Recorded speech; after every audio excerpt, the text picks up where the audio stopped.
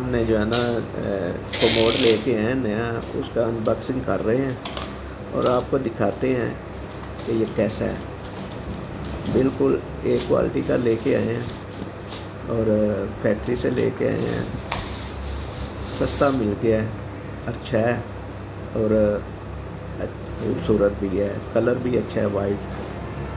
तो इसको लगाने का तरीका कैसे है, ये सीधे प्लास्टिक के जो ऊपर मिलती हैं, इसके अंदर ये जो प्लास्टिक के दो बोल्ट मिलते हैं, नट बोल्ट मिलते हैं, इनको इस तरीके से लगाते हैं और ऐसे ऊपर रख के नीचे से इसको टाइट कर देते हैं तो ये फिट हो जाता है। अब इसके बाद इसको हम ये जो जहाँ पे लगाना है वहाँ पे रखना है और नीचे सिर्फ एक सील लगती है या साइडों पे जो पानी के लिए होता है वो पानी का पाइप लगता है, ये हमने रख दी है और अच्छा लग रहा है, ठीक लग रहा है। क्वालिटी भी इसकी अच्छी है और बेहतर है। इतना सा काम है इसका।